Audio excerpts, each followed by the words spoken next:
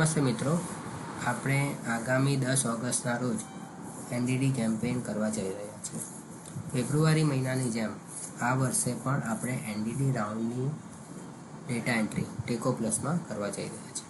આ વખતે અમુક જે ડેટા આપણે ગૂગલ શીટમાં લાસ્ટ ટાઈમ આપેલા હતા એ પણ આ વખતે ટેકો પ્લસમાં જ એડ કરવાની છે. આના માટે FHW બહેનો અને RBSK ટીમને એનડીડી કેમ્પેઇન નામનું એક ફીચર અસાઇન કરવામાં આવ્યું છે. એમાં જશો એટલે અહીંયા ફિલ્ટરનો ઓપ્શન આવશે. ફિલ્ટરમાં આ મારું સ્ટેટનું લોગિન છે એટલે ગુજરાતથી દેખાય છે. FHW હશે તો એમને સબ સેન્ટરથી દેખાશે. એમણે ફરજિયાત વિલેજ લેવલ સુધી સિલેક્ટ કરવાનું થશે.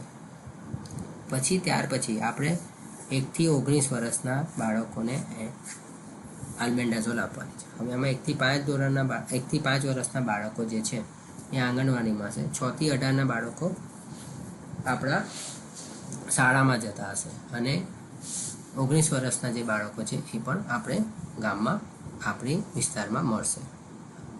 એટલે 1 થી 5 ધોરણના બાળકોનું સિલેક્ટ કરશો અને નીચે એક તમારે તારીખ સિલેક્ટ કરવાની છે. આપણે 2 તારીખ છે, 10 ઓગસ્ટ અને પછી 17 ઓગસ્ટથી મોકલવાનું. તો 10 ઓગસ્ટ સિલેક્ટ કરી અને સર્ચ કરશો એટલે એ વિસ્તારના બાળકો દેખાશે. 6 થી 18 સિલેક્ટ કરશો એટલે અહીંયા એક શાળાની યાદી આવશે. એટલે જે ગામ સિલેક્ટ કરેલું હશે એ ગામની શાળા અને શાળામાં ધોરણ સિલેક્ટ કરવાનો ઓપ્શન આવશે અને 19 વર્ષના બાળકોનું અલગથી ઓપ્શન આવશે.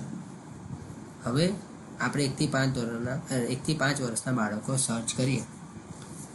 તમે જોઈ શકો છો અહીંયા બાળકોની યાદી આવી જશે.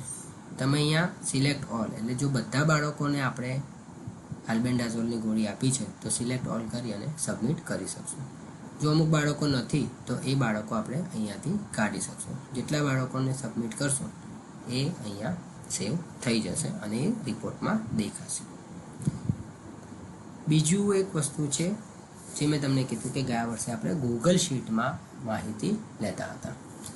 એની જગ્યાએ હવે આપણે એક ફોર્મ બનાવેલું છે. એમાં અહીંયા PSC અને UPSCના ડેટા એન્ટ્રી ઓપરેટરને આ ફોર્મના એક્સેસ આપવામાં આવેલા છે. અહીંયા જે માહિતી છે એમાં ફક્ત નંબર્સ નાખવાના છે કે કેટલી આશા ટ્રેનિંગ અપાય, કેટલા ટીચર્સને ટ્રેનિંગ આપવામાં આવી, કેટલા પ્રાઇવેટ સ્કૂલના ટીચર્સ છે. આ સિમ્પલ ફોર્મ જે આપણે ગૂગલ શીટમાં નંબર્સ ભરતા હતા એ જ નંબર્સ અહીંયા ભરવાના છે. આમાં હજુ લોજિસ્ટિક રિલેટેડ 1-2 સવાલ ઉમેરી અને આખું ફોર્મ આપવામાં આવશે. આમાં આંગણવાડીની ટ્રેનિંગથી લઈ નોન સ્કૂલ ગોઈંગ ચિલ્ડ્રન છે એની પણ માહિતી આપણે અહીંયા એડ કરવાની છે.